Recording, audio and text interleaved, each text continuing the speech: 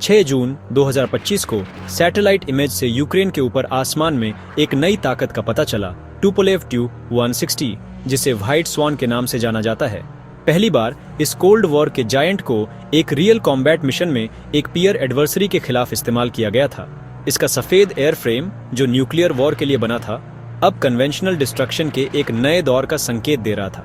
2 Tu-160s अन्य रूसी bombers के साथ रूसी एयर स्पेस की सेफ्टी से Kh-101 क्रूज मिसाइलों की एक बैराज लॉन्च की। 36 मिसाइलें यूक्रेन के अंदर गहरे टारगेट की ओर बढ़ी, जो एक ड्रामेटिक एस्केलेशन था। Tu-160, जो कभी स्ट्रेटेजिक रिस्ट्रेंट का प्रतीक था, अब डेस्पिरेशन का एक टूल था। ऐसे रेयर एसेट को अब क्यों रिस्क किया गया? इसका जवाब रूस की एयर पावर को हाल ही में लगे एक डेवास्टेटिंग ब्लो में था। व्हाइट स्वान का दिखना ताकत का प्रदर्शन नहीं था, बल्कि वल्नरेबिलिटी का जवाब था। वॉर एक ग्राइंडिंग कॉन्फ्लिक्ट बन गया था, जिसने रूस को अपने सबसे प्राइज्ड बॉम्बर को कमिट करने पर मजबूर कर दिया। यूक्रेन के ऊपर Tu-160 की परछाई लंबी थी, लेकिन इसने एक स्ट्रेन्ड पावर को दिखाया। Tu-160 का युद्ध में इस्तेमाल एक चौंकाने वाले यूक्रेनी ड्रोन हमले ऑपरेशन स्पाइडर्स वेब के कारण हुआ। 1 जून 2025 को 100 से ज्यादा FPV ड्रोन ने रूस के 5 बड़े एयरबेस पर हमला किया, जिससे सुरक्षा घेरा टूट गया और अफरा तफरी मच गई।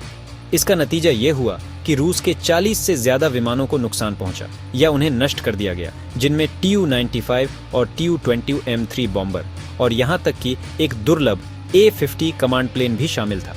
इससे $7 बिलियन से ज्यादा का नुकसान हुआ और रूस के 1/3 स्ट्रैटेजिक बॉम्बर बेड़े को भारी धक्का लगा। Tu-95, जो क्रूज मिसाइल हमलों के लिए रूस के सबसे अहम विमान थे, पूरी तरह तबाह हो गए। यूक्रेन की चतुराई ने रूस की कमजोरियों को उजागर कर दिया, जिससे क्रेमलिन की काफी बेइज्जती हुई। अचानक रूस को एक बहुत बड़ी ऑपरेशनल कमी का सामना करना पड़ा। जवाबी कार्रवाई करने और अपनी इमेज सुधारने का दबाव बहुत ज्यादा था। सस्ते ड्रोन से कीमती बॉम्बरों का तबाह होना एक बड़े जवाब की मांग कर रहा था। अपने पारंपरिक बेड़े के तबाह होने के बाद रूस ने व्हाइट स्वान का रुख किया। यह फैसला हार के कारण लिया गया था, आत्मविश्वास के कारण नहीं। Tu-160 का मिशन एक संकट का सीधा जवाब था। हंटी अब शिकार बन गया था। Tu-160 कोई आम बॉम्बर नहीं है। यह दुनिया का सबसे बड़ा, सबसे तेज और सबसे भारी सुपरसोनिक बॉम्बर है। इसे परमाणु युद्ध के लिए बनाया गया है।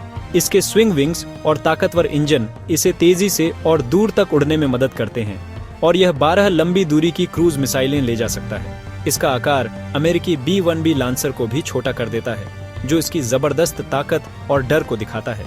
लेकिन इस क्षमता की भारी कीमत चुकानी पड़ती है। Tu-160 जटिल, महंगा और मेंटेनेंस में मुश्किल है।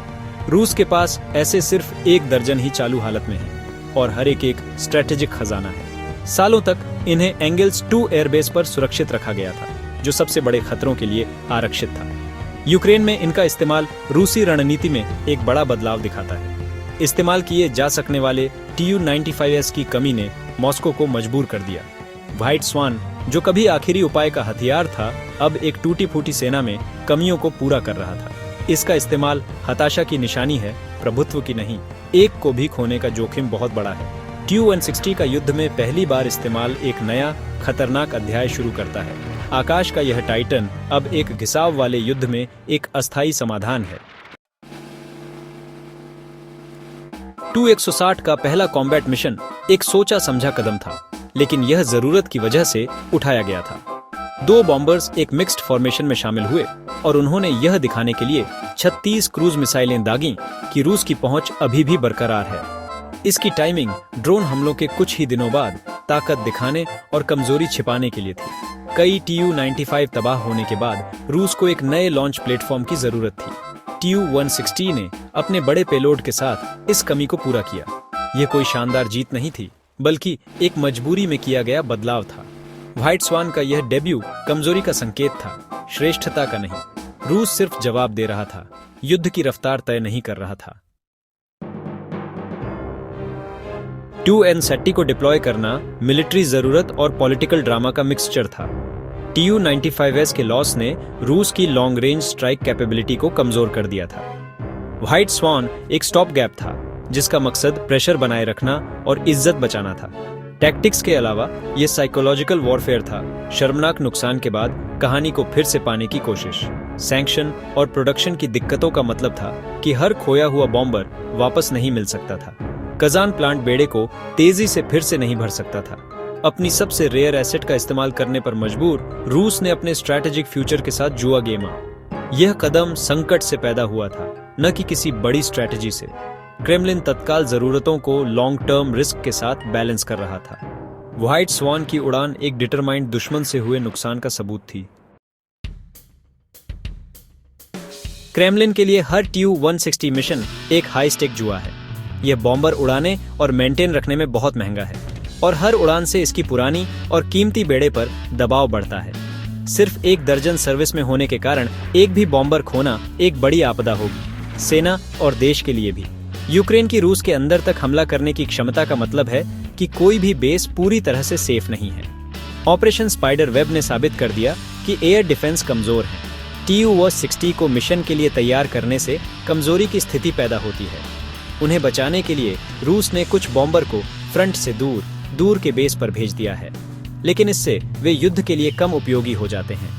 मॉस्को एक दुविधा में है, अपने सबसे खास बॉम्बर को खतरे में डालना या उसे किनारे कर देना और अपनी पहचान खो देना। TU-160 की तैनाती रूस की परेशानी की गहराई दिखाती है। TU-160 के आने से दोनों पक्षों के लिए स्ट्रेटेजिक खेल बदल गया है। रूस के लिए यह जबरदस्ती एडेप्टेशन और बढ़ते रिस्क का संकेत है। यूक्रेन के लिए यह इस बात का सबूत है कि उनकी एसिमेट्रिक टैक्टिक्स काम कर रही हैं। सस्ते ड्रोनों ने मॉस्को के लिए युद्ध को और महंगा और खतरनाक बना दिया है। अब TU-160 और उसके ठिकाने यूक्रेनी हमलों के लिए टॉप टारगेट्स हैं। रूस को अपने कुछ जायंट्स को बचाना होगा। यूक्रेन एक सिंबॉलिक विक्ट्री की तलाश में है। कॉन्फ्लिक्ट अब बिल्ली और चूहे का हाई स्टेक्स गेम बन गया है। हवा में युद्ध जायंट्स का शिकार करने और मॉडर्न वॉरफेयर के नियमों को फिर से लिखने के बारे में है। नाटो और पेंटागन TU-160 की तैनाती को बहुत ध्यान से देख रहे हैं। हर मिशन से रूस की कैपेसिटियों और कमजोरियों के बारे में जानकारी मिलती है। पश्चिमी विश्लेषक इस कदम को रूस की ताकत नहीं बल्कि उसकी हताशा का संकेत मानते हैं। इतने जरूरी एसेट पर कहा तरह रूस के वेपनों की कमजोरी को दिखाता है। TU-160 की मौजूदगी रूस की परमाणु कैपेसिटियों की भी याद दिलाती है, एक सूक्ष्म लेकिन मजबूत संकेत। पश्चिम को यूक्रेन के लिए समर्थन और तनाव बढ़ने से बचने के बीच संतुलन बनाना होगा। व्हाइट स्वान की उड़ान को सिर्फ रडार पर ही नहीं बल्कि ग्लोबल चेसबोर्ड पर भी ट्रैक किया जाता है। हर चाल में खास तरह और उसके परिणाम होते हैं। रूस के TU-160 और यूक्रेन के ड्रोनों के बीच की लड़ाई युद्ध को फिर से परिभाषित कर रही है। TU-160 पुराने मॉडल का प्रतीक है, विशाल, उत्कृष्ट और एक्सपेंसिव। यूक्रेन के ड्रोन नए का प्रतिनिधित्व करते हैं, सस्ते, कई और विघटनकारी। वायु शक्ति बदल रही है, महंगे बॉम्बर कम लागत वाले हमलावरों के झुंड के प्रति संवेदनशील हैं। भविष्य केवल सुपर वेपनों का नहीं बल्कि स्तरित सुरक्षा और हाइब्रिड रणनीति का हो सकता है। यूक्रेन में TU-160 की कहानी संघर्ष के भविष्य की एक झलक है। क्या सुपर हथियार का युग समाप्त हो रहा है जिसकी जगह झुंड का युग ले रहा है? इसका परिणाम दशकों तक सैन्य सिद्धांतों में गूंजेगा।